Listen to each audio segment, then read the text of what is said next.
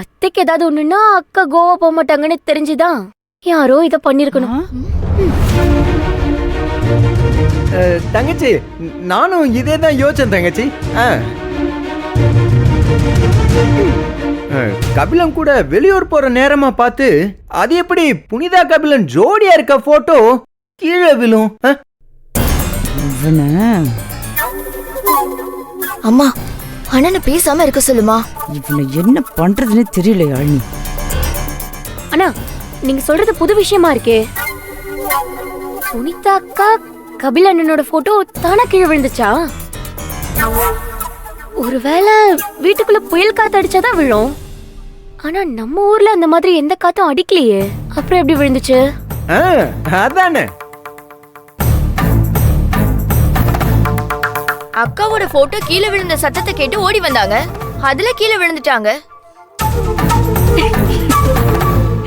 இதெல்லாம் நம்புற மாதிரியா யாழினி இருக்கு?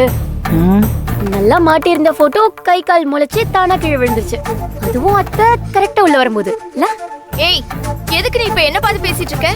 இப்ப நான் தான் அதை பண்ணேன்னு சொல்றியா? தெய்வான, கொஞ்சம் அமைதியா இரு தெய்வான. ஏய் யாழினி, அமைதியா இரு.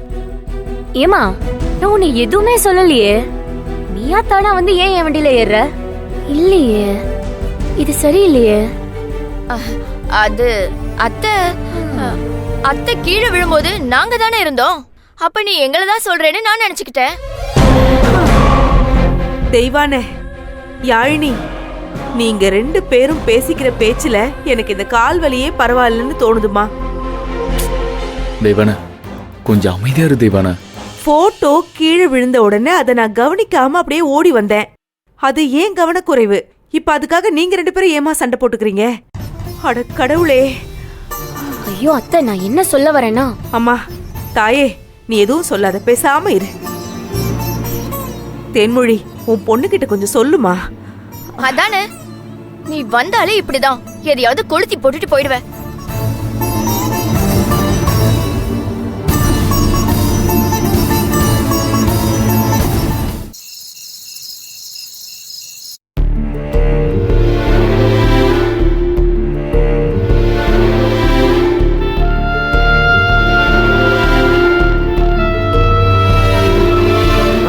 அம்மா. என்னடா, நீ இன்னும் தூங்கலையா? இல்லம்மா, இவ்வளவு நேரம் அப்பா கிட்ட பேசிட்டு இருந்தேன். நீங்க கீழே விழுந்தது அப்பாவுக்கு ரொம்ப கஷ்டமாயிடுச்சுமா. உங்களை இப்படி பாக்குறதுக்கே அவரால் முடியலையா. இவ்வளவு நேரமும் உங்களை பத்தியே தான் பேசிட்டு இருந்தாரு. ஆமா ஆமா, உங்க அப்பாவுக்கு என் மேல ரொம்ப தான் அக்கறை. மா, அக்கறைலாம் இல்லாம இருக்குமாமா? புனிதா, என்னையும் அவரையும் விடுமா. நீயும் மாப்பிளையும் கோவாக்கு போகணும்னு ஆசாசையா கிளம்புனீங்க. என்னாலதான் போக முடியாம ஆயிப்போச்சு. புனிதா, என்ன மன்னிச்சிருடா. மா, என்னம்மா நீங்க ஏன் கிட்ட போய் சாரி எல்லாம் கேக்குறீங்க? நான் உங்க பொண்ணுமா. அதுக்கு இல்லடா, சும்மாவே மாப்பிளைக்கு என்ன பிடிக்காது. நீங்க கோவா போறது பிடிக்காம நான் ஏதோ பொய் சொல்லிட்டேன்னு மாப்பிள்ளை நினைச்சிட்டாருனா? மா, எனக்கு என்ன சொல்றதுனே தெரியலம்மா. நம்ம வீட்டு ஆளுங்களை கபிலன் எவ்வளவு மதிக்கிறாருன்னு எனக்கு நல்லா தெரியுமா. உங்களுக்கு அடிபட்டது தெரிஞ்சதும் அவர் கோவம்லாம் ஒரு பெரிய விஷயமாவே தெரியலம்மா. அம்மாவை நல்லா பாத்துக்கோன்னு சொல்லிட்டு போனாரு. நீங்க நினைக்கிற மாதிரி அவரு இல்லைன்னு நான் உங்களுக்கு எத்தனை தடவை சொன்னாலும் அது சரியா வராதுமா.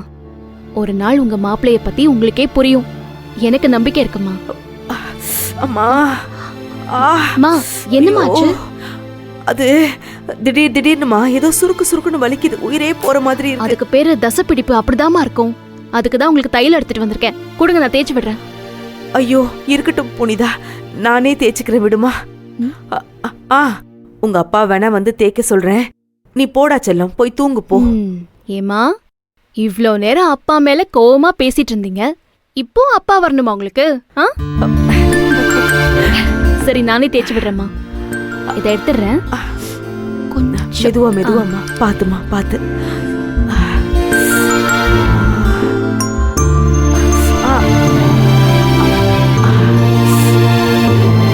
ஒண்ணும் இல்லம்மா.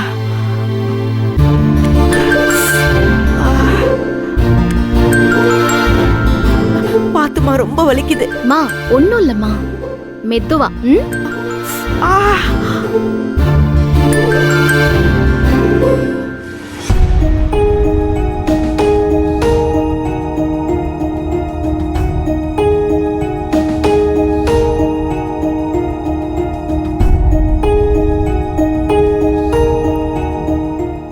என்னம்மா? அது ஒண்ணும் இல்லடா. நீ சின்ன பிள்ளையா இருக்கும்போது உனக்கு நான் தைலம் தடவி விட்டேன். டாக்டருங்கெல்லாம் உன் காலே சரியாகாதுன்னு சொன்னப்போ ராத்திரி பகல்னு அம்மா உன் கூடவே இருப்பேன் செல்லம். தினைக்கும் தைலம் தேய்ச்சி விட்டு உன்னை நடக்க வச்சு நேரத்துக்கு மருந்து மாத்திரையெல்லாம் கொடுத்து உன்னை பார்த்துக்கிட்டேன். காலம் எவ்வளவோ மாறி போச்சுல்ல. நீ என்ன பண்ணுவ தெரியுமா? சேர்ல உட்காந்துக்கிட்டு அம்மா மருதாணி போட்டு விடுங்கன்னு சொல்லுவ. நான் போட்டதும் அந்த மருதாணி காயிற வரைக்கும் நான் பெட்ல வந்து படுக்க மாட்டேன்னு ஒரே அடம் பிடிப்பேன். அதுக்கு நானும் அப்பாவும் என்ன தெரியுமா பண்ணுவோம்? உன்னை அம்பாரியில ஏத்தி வச்சு விளையாடிக்கிட்டு இருப்போம். அந்த குட்டி புனிதா இன்னைக்கு எல்லாரும் ரொம்ப பெருமையா பேசுற அளவுக்கு வளர்ந்து நிக்கிற. அம்மா, இந்த வாழ்க்கை நீங்க கொடுத்ததுமா. எனக்காக நீங்க எவ்வளவு விட்டு கொடுத்துருக்கீங்கன்னு எனக்கு வளரும் போது தெரியலம்மா. நான் வளர வளர தெரிஞ்சுக்கிட்டேன். எனக்காக ஒருத்தவங்க தான் உசிரியே கொடுப்பாங்கன்னா அது நீங்க மட்டும்தான். வாடா தங்கம். சரி, மாத்திரை எல்லாம் போட்டுக்கிட்டீங்களா? போட்டேம்மா. கண்ணை மூடி பேசாம தூங்குங்க, சரியா?